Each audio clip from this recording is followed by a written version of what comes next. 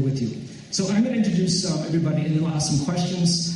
We'll try to get to some of the issues at hand. I'm not a great interviewer. I'm certainly not an expert. I'm a learner, and so I've instructed them that if I don't ask the right questions, they should answer the right questions. So that's their prerogative, right? So that's good. I'm going to start with, we're blessed tonight to have 4 wonderful conversation partners to help us learn more about the UN Declaration and Bill C-262 and why these matter so much, not only to Indigenous people, but to all who are seeking a society that is rooted in principles of justice, respect, and love. Leah Gazan is the only one who I didn't meet first time today. We've stood in a few picket lines together, and we actually did an interview today at CJOB. I have deep respect for her. She's a mother, an educator, a grassroots mobilizer from Wood Mountain, Lakota Nation, in Treaty 4 territory. For 3 decades, Leah has advocated for the basic human rights of people in Winnipeg, throughout Canada and around the world. A former teacher at the University of Winnipeg, Leah is currently running for NDP nomination in the Winnipeg Centre. Wow.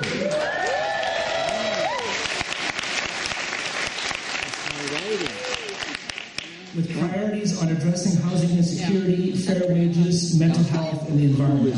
We did an interview today at CJOB, and the 2 things that stood out for me that you said, I've heard you say these things before, but I love it how clear you are about these things, Leah. So there's no reconciliation without justice. You also said that when you talk to people across the country, and people come to understand what is going on, we're all uncomfortable with it, and things are not okay as they are. And you said that so clearly today. I really respect that. Paul Joff at the far end is a lawyer who since 1974 has specialized in human rights and other issues relating to Indigenous peoples at the international and domestic level, including the United Nations Declaration on the Rights of Indigenous Peoples. For the past 3 decades, Paul has represented the Grand Council of the Crees and more recently the Cree Nation government. In the 2014 Sokomis Nations case, he was part of the legal committee at the Supreme Court of Canada, focusing on Indigenous people's rights in international law. Paul has done so much work, detailed work on the nuances of the UN Declaration, on the bill. We all kind of go scrambling to Joff when we don't know how to answer questions. He's written short papers, he's written long papers. He has done so much work. You give us confidence, and I just really appreciate that, Paul. Jennifer Preston, who I only know from watching her on YouTube. Don't take that the wrong way.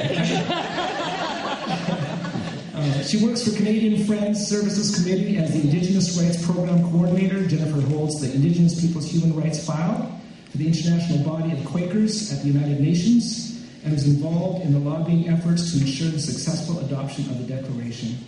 She now focuses much on her work on its implementation. And I appreciate how you talk about the Declaration. I learned a lot from watching you talk about how beautiful that Declaration is. It's not just about, it's a work of art, really, in the end. It's so nuanced and beautiful. So I appreciate that, Jennifer. Okay, Romeo. There's some names in here that I might get wrong. And you know when you meet somebody who's a bit of a hero of yours, and then you go to introduce yourself, and you're just a little nervous, and you kind of say stupid things. I did that this morning when I met him because I was all excited to meet him. I didn't know how to open up. And so I said, so, you're a Quebec guy. That was my opening line. He kind of rolled his eyes and who's this idiot? And then I said, is it Montreal? He says, no, he's from the north. And then he started talking about his riding. His riding is the square mileage is larger than Manitoba. Right? It's huge. It's huge. But apparently, just size doesn't matter. It's what you do with it, Romeo.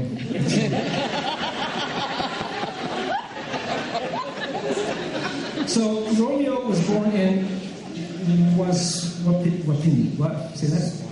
Waswanipi. Okay, a Cree community in the EUC territory of northwestern Quebec. At the age of 7, he was taken away to residential school in Latuque, where he spent the next 10 years. In the 1980s, Romeo was invited to represent the Grand Council of the Cree at the United Nations and spent 23 years working with colleagues for the adoption of the Declaration on the Rights of Indigenous Peoples. Wow. Since 2000.